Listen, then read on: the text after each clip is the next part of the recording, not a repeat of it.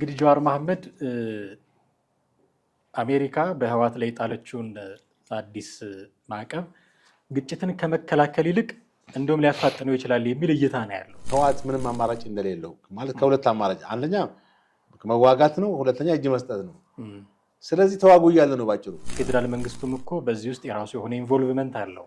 ስለዚህ ማዕቀብ ከተጣለ አይቀር ለምን የፌዴራል መንግስቱ ባለስልጣናትስ እንዲህ አይነት ማዕቀብ ለምን አላገኛቸውም የሚል ቁጭትም አለው።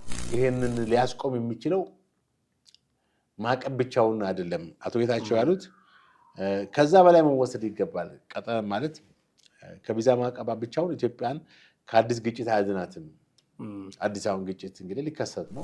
ከዚህ በኋላ ተስፋ ቆርጫለሁ፣ ዲፕሎማሲም በሞክር አይዋጣልኝም፣ አሜሪካም ይኸው ማዕቀብ ጥላብኛለች፣ ስለዚህ ወደ ጦርነት ልግባ ብለው እንዲገቡ የሚያስገድዳቸው ይመስላል። የህወሓት አመራሮች ባልደረቦቻቸው ከዚህ ከፓርቲውን እየመሩ ያሉት ሰዎች በቃ ወር ክሪሚናል ተብለው በጦር ወንጀለኝነት በዓለም አቀፍ እንትን ኢቭን የእስር ማዘዣ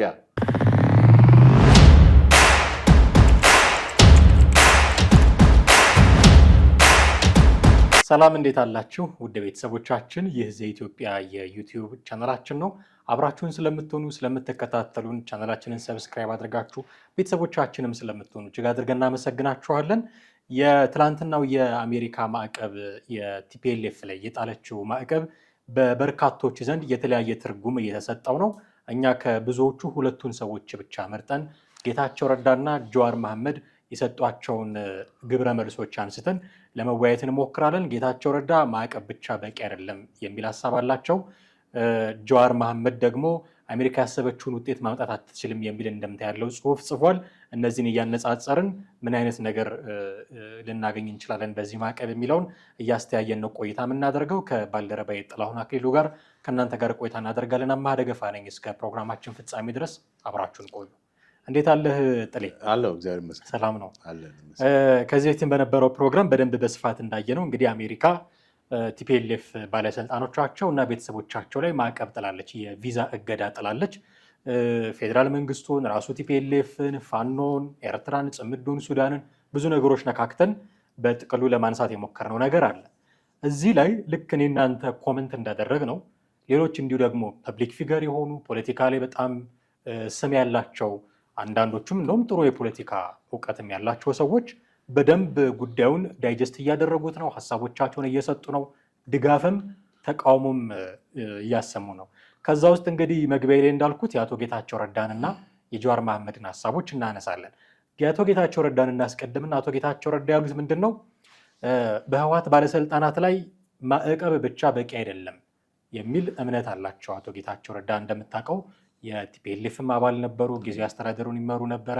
አሁን ከቲፒኤልኤፍ ወጥተው የስምረት ፓርቲን እየመሩ ያሉ ሰው ናቸው እና እሳቸው የአሜሪካ መንግስት የቲፒኤልኤፍ ላይ የጣለው ማዕቀብ በቂ አይደለም፣ ቅጣት ማግኘት አለባቸው የሚል ሀሳብ ነው ያላቸው። እንዴት አገኘው? ትክክል። አዎ ማለት በቪዛ ማዕቀብ ብቻ መታለፉ አንዳንዴ የማዕቀቡን ፓወር ወይም ማዕቀብ የተካሄደበትን ሁኔታ በእነሱ ልክ ማለት እነሱ ላይ ሄዶ ተጽዕኖ የማምጣት ቴንደንሲው በጣም ይህን ያክል ላይሆን ይችላል። እንግዲህ ቪዛ ምንድን ነው? እንዳይንቀሳቀሱ ነው ከቦታ ቦታ። እንደሚታወቀው የህወሓት ባለስልጣናቶች የተንቀሳቀሱ አይደለም። ድሮም በአንድ ቦታ ነው ያሉት፣ እዛው ትግራይ ክልል፣ ከዛው በክልሉ ወደ ክልሉ፣ ከከተማ ወደ ከተማ፣ ከወረዳ ወረዳ ነው የሚሄዱት እንጂ ኢቨን ወደ አዲስ አበባ አይመጡም።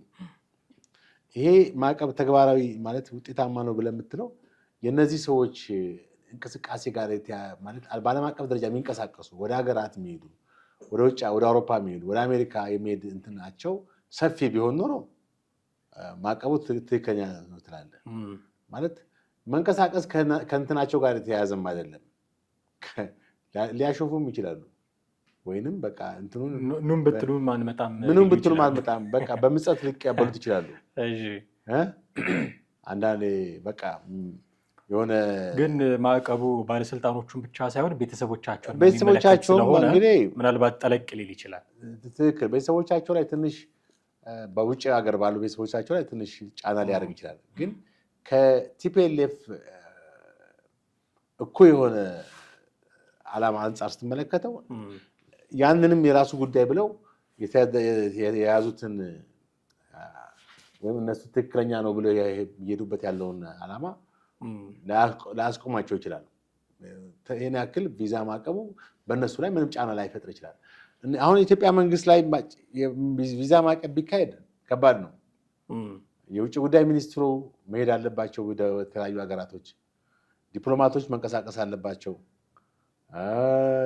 በአጠቃላይ በባለስልጣናት ደረጃ እንቅስቃሴ መኖር አለበት። ያ ከባድ ነው የሚሆነው። እነዚህ ግን የክልል ባለስልጣናቶች ናቸው። ከሀገራት ጋር አይደለም ግንኙነታቸው። ይህን ያክል በሀገራት ጋርም የሚያደርጉት ግንኙነት ህገወጥ ነው። የሀገሪቱ ህገ መንግስት አይፈቅድም። በውጭ አንድ ማለት ኢትዮጵያ ለምሳሌ የኦሮሚያ ክልል ሄዶ ከቱርክ መንግስት ጋር ግንኙነት ሊፈጥር አይችልም። በፌዴራል መንግስት በኩል ነው ግንኙነት ሊፈጥር የሚቻለው። አሁን እኮ የቲፒኤልኤፍ እንትን ብዙ ከአንዱ ጥፋት ወደ ሌላ ጥፋት፣ ከአንዱ ስህተት ወደ ሌላው ስህተት ነው የተሸጋገረ ያለው። ማለት አንደኛ እንግዲህ ለሀገሪቱ ህገ መንግስትም የሚገዛ ፓርቲ አይደለም። የራሱን ህግ አውጥቶ የተንቀሳቀሰ ነው። በክልል ውስጥ አዲስ ህግ አወጥቷል። በዚህ ህግ አፋኝ የሆነ ህግ አወጥቷል። ዜጎቹን የማያፈናፍን የማያላውስ ህግ ነው። ስለዚህ ይሄንን ሊያስቆም የሚችለው ማዕቀብ ብቻውን አይደለም። አቶ ጌታቸው ያሉት ከዛ በላይ መወሰድ ይገባል። ማለት ከቪዛ ማዕቀብ ብቻውን ኢትዮጵያን ከአዲስ ግጭት አያድናትም። አዲስ አሁን ግጭት እንግዲህ ሊከሰት ነው። ተጠያቂነት ሊኖር ይገባል። በዓለም አቀፍ ደረጃ ወንጀለኞች ናቸው፣ በቃ ክሪሚናል ወር ክሪሚናል ተብለው መፈረጅ ያለባቸው የህወሓት አመራሮች ባልደረቦቻቸው፣ ከዚህ ከፓርቲውን እየመሩ ያሉት ሰዎች በቃ ወር ክሪሚናል ተብለው በጦር ወንጀለኝነት በዓለም አቀፍ እንትን ኢቭን የእስር ማዘዣ ሊወጣባቸው ሁሉ ይገባል። በአይሲሲ በኢንተርናሽናል ክሪሚናል ኮርት ተጠያቂ ናቸው ተብለው ሊወስድ። ምክንያቱም ከምን አንጻር ነው ከተባለ በጦርነቱ በ2013-15 በነበረው ጦርነት ከሞተው ህዝብ፣ ካለቀው ወጣት እና አጠቃላይ በክልሉ ከደረሰው የኢኮኖሚ የሰብአዊ ቀውስ አንጻር እንደገና ደግሞ ያልበቃ ብሎ አሁንም ለጦርነት የተዘጋጁ መሆናቸው ኢቭን ወደ ጦርነት ከመጣታቸው በፊት እንደሚታወቀው በስልጣን ላይ የነበረው የጊዜያዊ አስተዳደር መንግስት በኃይል አስወግደው ነው ወደ ስልጣን የመጡት። አሁን ክልሉ እየመሩ ያሉት እነሱ ናቸው። ተረጋግተውም አይደለም ያለው። አሁን ክልሉ ስልጣን ላይ ከወጡ ጀምሮ የጦርነት ነጋሪት እየጎሰሙ ነው ያሉት። በቃ ጦርነቱን እንደሚጀመር በይፋ በሚመስል ሁኔታ የግዳጅ ውትድርና እያስገቡ ነው። ወጣቱን ወደ ማሰልጠኛ እየወሰዱ ነው። ሌሎች ነገሮች አሉ። ከዚህ ሁሉ በላይ ደግሞ አሁን በሰሞኑ ያወጡት ህግ አለ። በጣም አፋኝ ህግ። በቃ ማለት ወደ ጦርነት የማስገባት እንትኑን በጣም በአስገዳጅ ሁኔታ ወደ ጦርነት የማስገባት ሂደትን የሚያበረታታ ህግ ነው ያወጡት። በዚህ ህግም ወደ 44 ገጽ ያለው በ6 ምዕራፍ ኦርጋናይዝ የሆነ ህግ አውጥተዋል። ስለዚህ እነዚህ ሰዎችን ሃይባይ ሊኖራቸው ይገባል፣ ወይም ያስቆማቸው ኃይል ሊኖር ይገባል። አሜሪካውን የወሰደችው ማዕቀብ እንደ አንድ ግብአት ነው እንጂ የሚሆነው ሙሉ በሙሉ የህወሓትን የጦርነት ዳንኪራ አሁን እየገሰገሰ ያለውን እንትን ወይም ክልሉን ወደ ጦርነት የማስገባት ስሜት ሙሉ በሙሉ ሊያስቆሙ ይችላል ብዬ አላስብም። አቶ ጌታቸው ረዳ እንዳሉት ተጠያቂነት መኖር አለበት። አዎ በቃ ሊያስቆማቸው የሚችለው ዓለም አቀፍ ህግ ምንድነው? አንድም የጦር ወንጀለኞች መሆናቸውን በዓለም አቀፍ ደረጃ ህግ መውጣት አለበት ለነሱ። ምክንያታዊ ነው፣ ዝም ብሎ አይደለም ይሄ ሊሆን የሚችለው። የጦር ወንጀለኝነት የሚወጣው በጦርነት ወቅት የደረሰውን ኪሳራ፣ የደረሰውን ሰብአዊ ቀውስ አስመልክቶ ነው። በተለያየ ጊዜ የጦር ወንጀል እንትን የወጣባቸው መሪዎች አሉ። ለምሳሌ የሱዳን መሪ እስካሁን በስራ ላይ ያለው አልበሽር ታስሯል፣ ተፈቷል። ጠፋብኝ። አልበሽር የቀድሞ ተፈቷል መሰለኝ። እንደ የዓለም አቀፉ የፍርድ ቤትም የጦር ወንጀለኞች ፍርድ ቤትም ይፈልገው እንደነበረ ይናገራል። እንግዲህ አልበሽር እንደዚህ አይነት ቅጣቶች እንዲኖሩ ነው የምጠብቀው አንተ? የቲፒኤልኤፍ ሰዎች በቃ እንደዛ መውጣት አለበት ብዬ አስባለሁ። የጦር ወንጀለኝነት ዓለም አቀፍ የጦር ወንጀለኝነት በዛ ምናልባት ደንግጠው እንትን ማለት ከቻሉ ማለት ነው። አሁን አቶ ጌታቸው ተጠያቂነት መኖር አለበት። ማንም ይጠይቃቸው። ኢትዮጵያ መንግስት እነሱን ይዞ አስሮ ማምጣት አይችልም። አሁን ሰዓት እነሱን ለማሰር የግድ ጦርነት ማካሄድ ያስፈልጋል። ሌላ ዙር ጦርነት ማለት ነው፣ አዲስ ጦርነት። በዚህ ጦርነት ደግሞ ተጨማሪ ውድመት መጠበቅ ነው። ባለፈው ጦርነት 500,000 ሰው አልቋል ከተባለ በዚህም 500,000 ወይ 1 ሚሊዮን ህዝብ ሊያልቅ ነው ማለት ነው። ከነሱ ብቻ አይደለም፣ ከኢትዮጵያ ሰራዊት ውስጥ ያን ያክል ያልቃል። የሰዎች ህይወት ደግሞ የማይተካ ነው። እንግዲህ ዝም ብለን ጦርነት ስንል እኮ ሰው ነው የሚሞተው። ጦርነት የምትለው ቃል ግድያ ነው።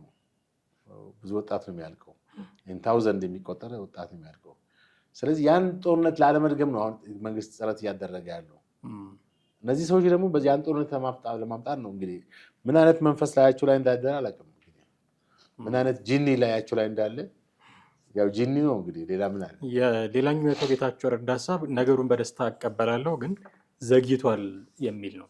ቅጣት ማዕቀብ ብቻ ሳይሆን ቅጣትም ያስፈልጋል ይላሉ። በእርግጥ ግን ደግሞ ዘግይቷል የሚል ወቀሳም ጭምር አቅርቧል አቶ ጌታቸው ረዳ። የአሜሪካ መንግስት እርምጃ ዘግይቷል እንግዲህ አሜሪካም ያው የራሷን እንትን ነው የምትከተለው እንጂ ለኢትዮጵያ መንግስት ማስባ ነው ብለህ አትለውም እኮ በአንድ በኩል ወይም ለኢትዮጵያ ማስባ ነው ብለህ አትልም።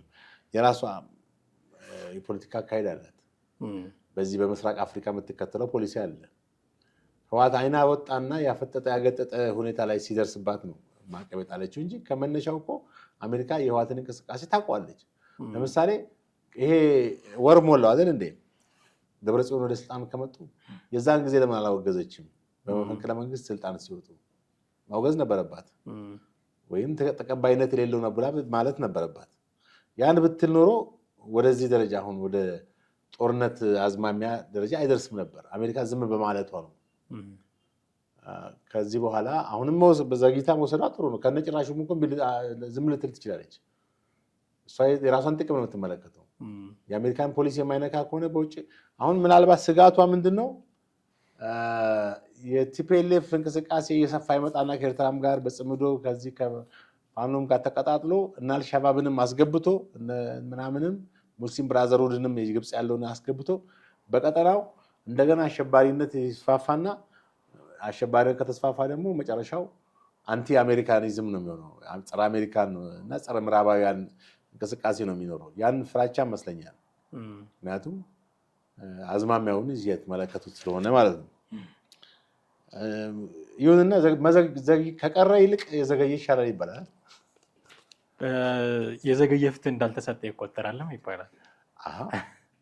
እንግዲህ ከሚቀር መቼም ቢኖር ይሻላል ቢኖር አይሻልም? ከአቶ ጌታቸው ረዳ በተጨማሪ ሌላኛው ሀሳብ ያጋራው ሰው ደግሞ ጀዋር መሐመድ ነው። እንግዲህ ጀዋር መሐመድ አሜሪካ በህወሓት ላይ የጣለችውን አዲስ ማዕቀብ ግጭትን ከመከላከል ይልቅ እንደውም ሊያፋጥነው ይችላል የሚል እይታ ነው ያለው። ምክንያቱም አሁን ህወሓቶች በሁለት አጣብቂኝ ውስጥ ናቸው ያሉት የሚል ግምገማ አለው እሱ። አንደኛ እጅ መስጠት ነው ወይ ደግሞ ጦርነት መክፈት ነው። ሁለት አማራጭ እንዳላቸው ያስባሉ። ዲፕሎማሲውን ከዚህ በኋላ የዲፕሎማሲ አማራጭ የለንም ብለው እንዲያምኑ እንደዛ ያንን እምነት አምነው ጦርነት ብቻ ነው አማራጫችን የሚል ሀሳብ ለማሰብ እንዲገደዱ የሚያደርግ ውሳኔ ነው አሜሪካ የወሰነችው የሚል እይታ አለው። በእርግጥ ከዚህ በኋላ ተስፋ ቆርጫለሁ፣ ዲፕሎማሲም ለሞክር አይዋጣልኝም፣ አሜሪካም ይኸው ማዕቀብ ጥላብኛለች፣ ስለዚህ ወደ ጦርነት ልግባ ብለው እንዲገቡ የሚያስገድዳቸው ይመስላል። የጀዋርን ሀሳብ እንዴት አገኘው? የጀዋርም እንግዲህ በዚህ ግርግር ውስጥ ሁልጊዜ ሀሳብ ይሰጣል። ሀሳቡን ስትመለከተው አሁን ጀዋር ኮምፕሊትሊ የመንግስት ተቃዋሚ ነው። የመንግስት ተቃዋሚ መሆኑ አይደለም። በዚህ ውስጥ ማትረፍ የሚፈልገው የፖለቲካ እንትን አለ። የራሱን የፖለቲካ ትርፍም ይፈልጋል። አሁን የሰጠውን ሀሳብ የምትመለከተው ለቲፒኤልኤፍ ያደላ ነው፣ በያዝ ያደረገ ነው። ሚዛናዊ የፖለቲካ እይታ አይደለም የሰጠው እና ህወሓት ምንም አማራጭ እንደሌለው ማለት ከሁለት አማራጭ አንደኛ መዋጋት ነው፣ ሁለተኛ እጅ መስጠት ነው። ስለዚህ ተዋጉ እያለ ነው ባጭሩ። የዲፕሎማሲ መንገዳችሁ ተዘግቷል እና ተዋጉ እያላቸው ነው። ትሪገር እያደረጋቸው ነው፣ እያነሳሳቸው ነው ህወሓቶችን። በሱ እንግዲህ ቲፒኤልኤፍም የእሱን አይነት ሌሎችንም ሊሰማ ይችላል ብዬ አስባለሁ። ያንን ነው እያበረታታ ያለው ጦርነትን ነው። ሌላው ከዚህ ጋር የተያዘው ደግሞ ህወሓት በውስጥ ክፍል ያለውን ክፍፍልና ለመጠገን እና ህዝቡን ለማስተባበር ጦርነትን እንደ አማራጭ እንዲጠቀም ይችላል የሚል ነው። በውስጥ ያለው ክፍፍል ምንድነው? ያው እንደሚታወቀው ህወሓት ለሁለት ወይም ለሶስት ተከፍሏል። ከዛ በላይ ሊሆን ይችላል። በይበልጥ ደግሞ ጎልቶ የሚታየው ለሁለት መከፈቱ ነው። በነ ደብረጽዮንና በነ ጌታቸው ወረደ ግሩፕ መካከል ያለው ልዩነት ነው። አሁን ይሄን የውስጥ ክፍፍሉን ለመጠገን ወደ አንድ ለማምጣት ጦርነትን እንደ አማራጭ አድርጎ ህዝቡን አሁን ምንድነው ህዝቡን ሲያስተባብር የራሱንም ስትሬንግዝ በዛው ያመጣዋል የሚል ነው። የህወሓትም ይሄን ነው። በእርግጥ እየሄደበት ያለው አቅጣጫም ይሄን ነው። ጥንካሬውን ለመመለስ እኮ ነው። አሁን በጦርነት ውስጥ የሚያገኛቸው ትርፎች ስላሉ ነው። ባጭሩ ጦርነት ሲያደርግ ብዙ ትርፎች አሉ። ቤኔፊትን ኮስት ቤኔፊት አናሊሲስ እንደሚሰራው በአንድ ንግድ ላይ እንደዛ ኮስት ቤኔፊቱን ሰርቶ ነው ያዋጣኛል አያዋጣኝም። ጦርነት ቢጀምር አሁን ስለሚሞተው ህዝብ አይደለም የሚያስበው፣ የፖለቲካውን ጉልበት እንዴት አገኘዋለሁ ነው። የፖለቲካውን ጥንካሬ እንዴት መልሼ ሪኒው አድሰዋለሁ ነው እንጂ ህወሓትማ ስለ ሰው ህይወት ደንታ እንደሌለው ኢትዮጵያንም ሲገዛ ያየነው ጉዳይ ነው። ማንም የሚመሰክረው ነው።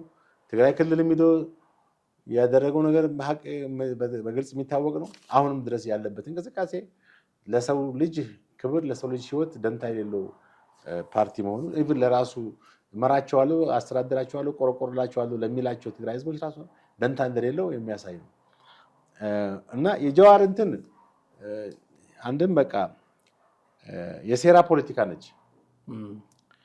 በዚች የሱ እንደ ተቆርቋሪነት በመምሰል ለህወሓት እንደ ተቆርቋሪ በመምሰል አሁን እኮ ጀዋር ትቶታል የኦሮሞ እንትንነት አክቲቪስትነቱን። ስለ ኦሮሞ ሲያወራም አልሰማውም። በብዛት ስለ አማራው፣ ስለ ትግራይ በቀደም የሆነ ተናግሯል መሰለኝ ስለ አርሲ እሷ ላይ ብቻ ነው እንጂ በአብዛኛው ወደ ናሽናል እንትን ቀይሮታል። ከኤትኒክ ፖለቲክ ወደ ናሽናል ወደ ሲቲዝን ፖለቲካ ወይም አገራዊ ፖለቲካ አይነት ነገር ገብቷል። ግን አገራዊ ፖለቲካ ውስጥ መግባቱ ጥሩ ነው። እሱ ችግር የለም። እንዲህ አይነት የአቋም ለውጥ ያመጣ እንኳን አይመስለኝም። ምናልባት የታክቲክ ነው እሱ። አዎ ከአንድ ብሔር ብቻ ከመታገል ሌሎች ብሔሮችን እየተናገረ በዛ ውስጥም የራሱን የሴራ ፖለቲካ መንዛት ነው እንጂ አሁን ህወሓት ከመዋጋትና እጅ ከመስጠት ውጭ አማራጭ የለው። መደራደር አይችልም እያለ ነው። ድርድር እንደ አንድ አማራጭ አይሆንም እንዴ? ለትልቅ ወይንም መሳሪያን እርግፍ አድርጎ በቃ ጦርነት አልፈልግም ቢል ቲፒኤልኤፍ መብቱ አይደል እንዴ? አማራጩ ሶስተኛ አማራጭ አለው። በተለይ ሶስተኛ አማራጩ ለትግራይ ህዝብ የሚፈልገው አማራጭ ነው። አሁን ቲፒኤልኤፍ ለትግራይ ህዝብ አስቦም አይደለም። እውነት ለመናገር ለትግራይ ህዝብ የሚያስብ ቢሆን ኖሮ 600,000 ሰው አስበልቶ እንደገና ሌላ 600,000 ሰው ለማስበላት ዝግጅት አይሯሯጥም ነበር። በጦርነት ነጋሪት አይጎስምም ነበር። እና ህወሓት በዚህ ጀዋር ደግሞ በዚህ አጋጣሚ የራሱን መርዝ በመርጨት ጦርነቱ ላይ ወይም ቤንዚን የማርከፍከፍ ያክል እንቅስቃሴ ነው እያካሄዳሉ። እነሱ ምናልባት አንዳንድ የቲፒኤልኤፍ እንትኖች ጀዋርን የሚሰሙ ሰዎች ጀዋርም ደግ ሆኗል ብሎ ሊያስቡ ይችላሉ። ከዚህ ጋር የተያዘው እንግዲህ ህወሓትን የጦርነት ስትራቴጂ አስገዳጅ አስመስሎ ማቅረቡ ነው። የተጻፈ የቅድመ ጦርነት ማመካኛ ወይም ፕሪቴክስት ፎር ዎር ይመስላል። ጦርነት ያካሄድኩትኝ ጦርነት ማካሄደው በዚህ ነው፣ አማራጭ ስለሌለኝ ነው። ኮዝ እየሰጣቸው ነው። ኢፌክቱ በዚህ በኮዙ ምክንያት ነው። ብናልቅም ሰው ቢያልቅም ተጠያቂዎቹ እናንተ ናችሁ ወደ ሌላ እያላከከ እንደሆነ በሶስተኛ ደረጃ ያነሳው ነጥብም አለ። የህዳሴውን ግድብ ነው። ይህም ራሱን የቻለ ትሪኪ ነው። እዛ ጋር መጥለፍ የሚፈልገው ነገር አለ፣ ወይም እዛ ጋር መጫወት የሚፈልገው የፖለቲካ ጨዋታ አለ። አሁን የኢትዮጵያን ህዝብ ነው እዚህ ጋር ደግሞ ማነቃነቅ የፈለገው።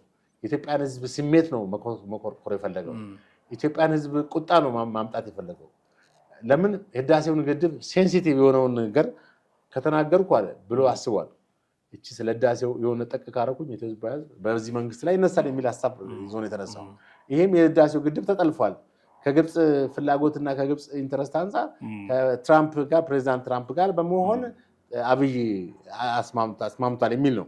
ለዚህም ዶክተር ጢሞቴዎስ ጌዲዮን ጢሞቴዎስና ሬድዋን ወደ አሜሪካ የሚሄዱት ተልእኮ ከዚሁ ከህዳሴው ግድብ ጋር ሁኔታ ጋር የተያያዘ ነው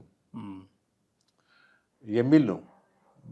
በጣም ሌላ ያነሳ ነገር ጀዋር መሐመድ ለምን ቲፒኤልኤፍ ብቻ?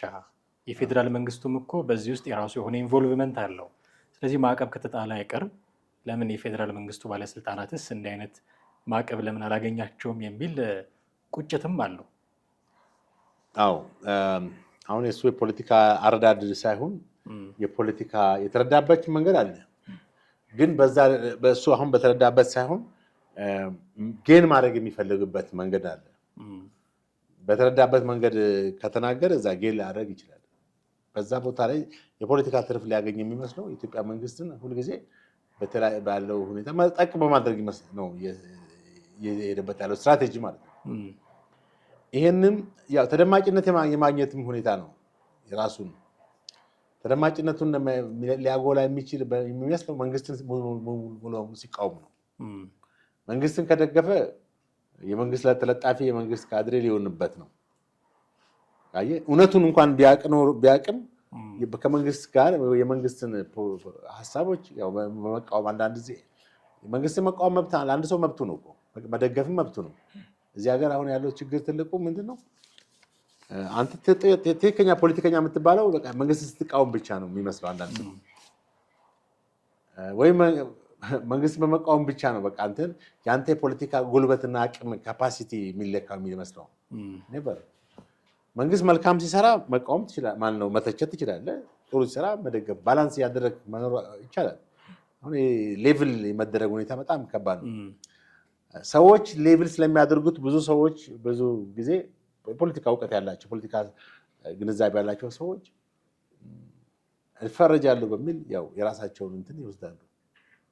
እና ጀዋር የተረዳበት ነገር ሳይሆን በህዝብ ዘንድ በኢትዮጵያ ህዝብ ዘንድ የሚያመጣለት የፖለቲካ ቤኔፊት ነው የሚያወራው። በኢትዮጵያ መንግስት ላይ ምንድን ነው ማዕቀብ የሚካሄደው?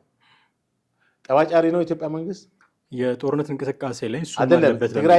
ትግራይ ላይ ባለው ሁኔታ ጸብ እያጫረ ያለው ፓርቲኩላር ነገር እንመልከተው። ኢትዮጵያ መንግስት የሚወቀስባቸው ብዙ መንገዶች ይኖራሉ። ትግራይን በተመለከተ ነው እያወራን ያለ ነው። በትግራይ ጉዳይ ላይ ማን ነው ጠባጫሪ? እነ ደብረጽዮን ናቸው? አብይ ነው? ሁሉም እኮ አሁን እሱ አንተ እነ ደብረጽዮን ናቸው ልትል ትችላለህ። ሌላ ሰው እና አብይ ናቸው ሊል ይችላል። ሁሉም የየራሱ ፐርስፔክቲቭ አልከው። ቅድም እንደውም አንተ እንዳልከው እውነታውን ሳይሆን ፖለቲካሊ ትርፍ የሚያስገኝለትን ነገር ስለሆነ የሚናገረው። አሁን ይህን ክርክር ለጀዋር ብታቀርብለት የፌዴራል መንግስቱም እኮ በጀት እየቀነሰ እንደውም ጽሁፉ ላይም ያለ ይመስለኛል። በጀት እየከለከለ ነዳጅ እየከለከለ የተለያዩ ነገሮችን እያደረገ ሰዎች ወደ ጦርነት እንዲገቡ እያስገደዳቸው ነው። እሱም ኢንቮልቭመንት አለው የሚል ነገር ይናገራል። በእርግጥ ለዚህ ወቀሳ የፌዴራል መንግስቱ ሊሰጥ የሚችለው ምላሽ መንሰጣቸውን በጀት ለወታደሩ ነው የሚያውሉት፣ ለህዝቡ ጥቅም አያውሉትም የሚል እንደሆነ እናውቃለን ከዚህ በፊት ምላሽ ስለሰጡ ማለት ነው። ስለዚህ እነዚህ ጉዳዮች ስላሉ ለምን ቲፒኤልኤፍ ብቻ ለምንድን ነው ፌዴራል መንግስት ውስጥ እንዲህ አይነት ማዕቀብ የማይጣልበት የሚል ነው የእሱ ኢንቴንሽን። እንግዲህ ምናልባት አሜሪካ ያየችባቸው ሁኔታ አለ። ሞኝ ሀገር አይደለችም። የውጭ ፖሊሲዋን በደንብ ትከታተላለች። በምስራቅ አፍሪካ ያለውን ፖሊሲዋን በደንብ አጥርታ ታያለች። በየጊዜው የሚወጡ ያሉትን እንቅስቃሴዎች በሪፖርት ይደርሳታል። ያንን አናላይዝ አድርገው ነው በኢትዮጵያ ላይ መጣሉ ለነሱ ምክንያታዊነት አይደለም ወይም ሪዝነብል አይሆንም። በህወሓት ላይ ግን የሚያስጥሉ ነገሮች አይተው ነው። ይኸውና ግዳጅ የብሔራዊ ውትድርና አንዱ እኮ ማዕቀብ ላይ ያስጥል የሚችል ነገር ነው። የጦርነት ስሜት የጦርነት እንቅስቃሴ መጀመርን ማዕቀብ የሚያስጥል ነው። በኢትዮጵያ በኩል ደግሞ የለም። በግዳጅ የሚካሄድ ጦርነት እንትን አለ። አሁን ወደ ጦርነት ተሰለፉ ብሎ የሚያደርግ እንቅስቃሴ አለ? የለም። ወይም ከትግራይ ህዝብ ጋር ጦርነት ድጋሚ ልንገባ ነው ብሎ የሚካሄድ ፕሮፓጋንዳና እንቅስቃሴ አለ? የለም። ስለዚህ መንግስት በየጊዜው እየተፈለፈም ያለው ስለ ሰላም እና ስለ ሰላም ብቻ ነው። ማለት መንግስት ፐርፌክት ነው እያልኩ አይደለም። ብዙ ድክመቶች እንዳለው ሆኖ ብዙ ስህተቶች እንዳለው ሆኖ ከትግራይ ጋር በተያያዘ ባለው ሁኔታ መንግስት አሁን ስህተት አለው ብዬ አልልም። ምን ማድረግ አለበት? እሺ አንዳንድ ሰዎች ሁሌ ለመተቸትና ሁሌ ለመንቀፍ ነው እንግዲህ ገብቷል። የምትነቅፈው ግን ምክንያታዊ ነው ሆኖ ወይም ምክንያት ኖሮ ቢሆን ጥሩ ነው። ያለ ምክንያት ሪዝነብል ሳትሆን ወይም የሆነ ጀስቲፋይ የምታደርገው ነገር ሳይኖር ዝም ብለህ ስለጠላኸው ብቻ አንድ ነገር መፈረጅ አግባብ ነው ብዬ አይደለም። አንድ በለሆሳስ ያነሳት ነገር አለች።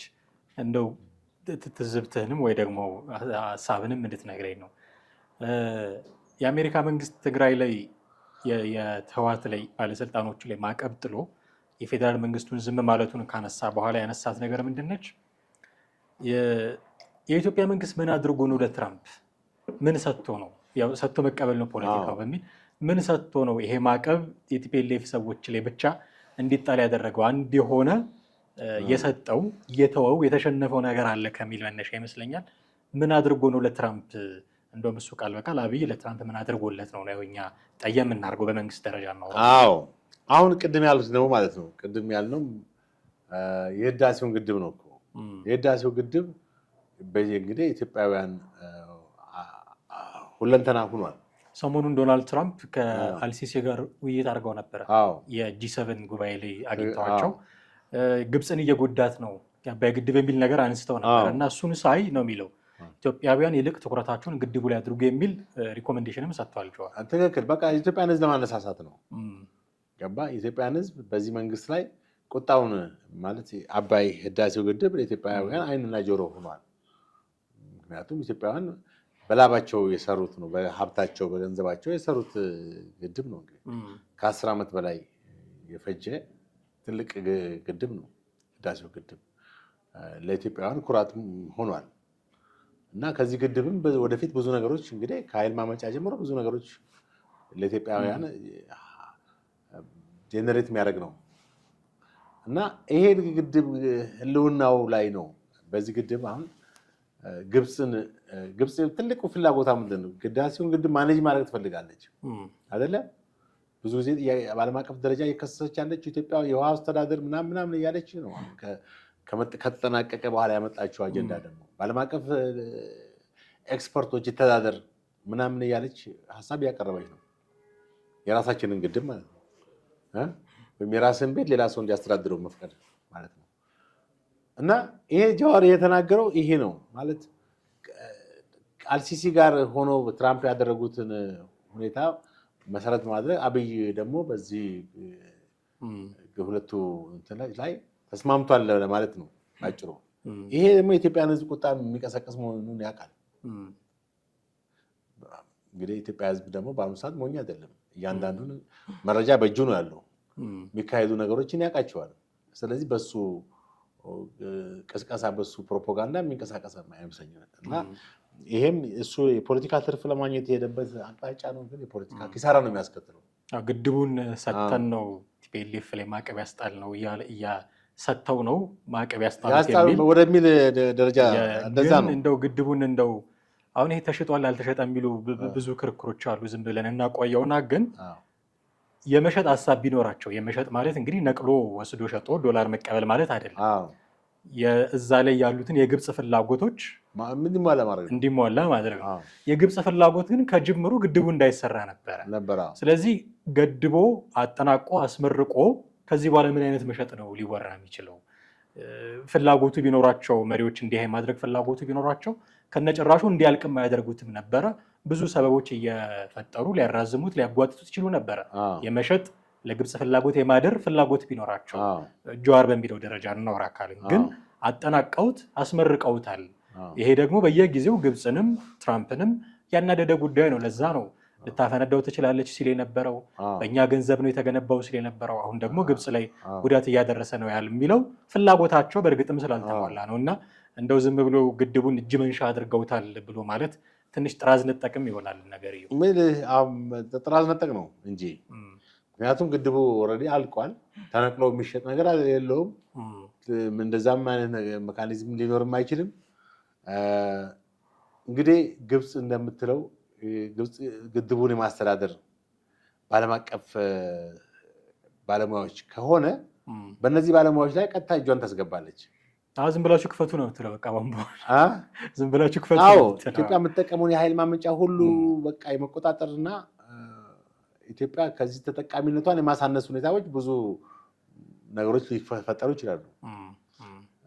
ያንን ስምምነት አካሂዷል ነው በተዘዋዋሪ እየነገረን ያለው እና ምን ያህል ሴንሲቲቭ እንደሆነ ግድቡ ላይ አሁን የኢትዮጵያን ሕዝብ ቁጣ ለማሳሰብ ግን ሰው ሞኝ አይደለም። እሱ ብቻ አይደለም መረጃ የሚያገኘው። በአሁኑ ሰዓት ሰዎች በተለያዩ ሶሻል ሚዲያ አክሰስ አላቸው መረጃ ለማግኘት። እውነታውን የማወቅ ደግሞ መብት አላቸው። እውነታውንም ያውቁታል እየተካሄደ ያለውን ነገር ማለት ነው። ስለዚህ እሱ የፖለቲካ ትርፍ ሊያስገኝለት የሚችል ነገር ነው እየተናገረ ያለው ግን አይደለም። ሆኖ እንግዲህ ጀዋርም ጌታቸው ረዳም የድጋፍም የተቃውሞ ሀሳብ በዚህ በማዕቀቡ ላይ የቪዛ እገዳው ላይ የየራሳቸውን ሀሳብ ሰጥተዋል። እኛም እንዲህ ደግሞ የተሰማንን ነገር ሼር አድርገናል። በሚቀጥለው ፕሮግራማችን ደግሞ በሌላ ርዕሰ ጉዳይ ከተመልካቾቻችን ጋር የምንገናኝ ነው የሚሆነው። እጅግ አድርጌ አመሰግናለሁ። ይህን ጥሌ ውድ ቤተሰቦቻችን እናንተም ከኛ ጋር ነበራችሁ ቆይታ እጅግ አድርገን እናመሰግናችኋለን። የዛሬው ፕሮግራማችንን እዚህ ላይ እናበቃለን። በሚቀጥለው በሌላ ርዕሰ ጉዳይ እንዲሁ የምናገኛችሁ ነው የሚሆነው። ሀሳብ አስተያየትና ጥያቄ ሲኖራችሁ በተለመደው መንገድ በኩል ታደርሱን ትችላላችሁ። ከታላቅ ምስጋና ጋር እንቀበላችኋለን። ጤና ይስጥልን።